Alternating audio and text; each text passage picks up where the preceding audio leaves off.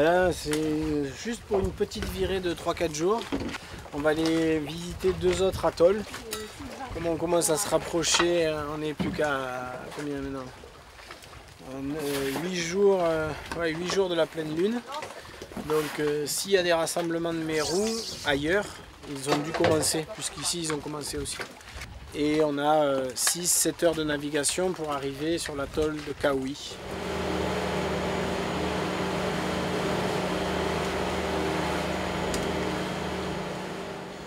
Et là on est arrivé devant la passe de l'atoll de Kawi.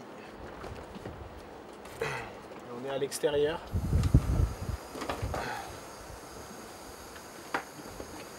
On se prépare à faire une plongée profonde sur le seuil de la passe.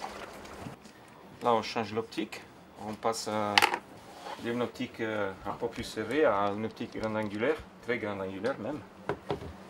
Et ça nous permet peut-être de donner aux spectateurs le même sentiment qu'on a nous sous l'eau, de cette passe immense, de cette clarté d'eau qui est émouvante, je dirais.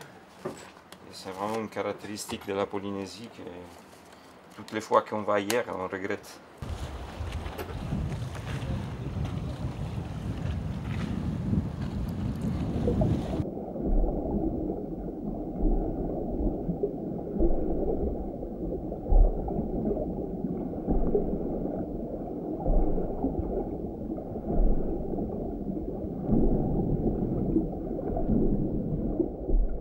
Et Laurent, ça c'était vraiment une ancienne, ligne de rive. Hein. Bon, la marque des 70 mètres, on la voit un peu partout. Mais là, elle est extraordinaire. Ouais. Il y a dû avoir vraiment une immense grotte, enfin un immense auvent, qui ensuite s'est effondré pour faire ce tombant de 35 jusqu'à 70 mètres. Hein. C'est en surplomb. Et après, en bas, il y avait encore cette grotte avec cette arche. La grotte à 60 mètres, c'est clair que ça, c'était... Est-ce que tu as entendu? C'est les acousticiens, là, Éric Parmentier, ils seraient comme des fous, là. Dans la grotte, vous entendiez les poissons écureuils? On entendait... Ils n'arrêtaient pas. Je pense qu'ils ne voient pas souvent des plongeurs à cette profondeur-là. Des lumières, ils étaient en alerte totale. C'est difficile de dire s'il y en a plus ou moins qu'à Fakarava, mais il y a une vraie population de requins, quand même.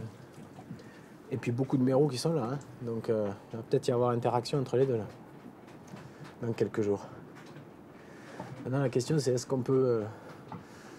il faut plonger de nuit pour voir si les requins sont toujours là. Et puis l'autre question c'est est-ce qu'on peut plonger en courant sortant, au moins dans le cratère là-bas quoi.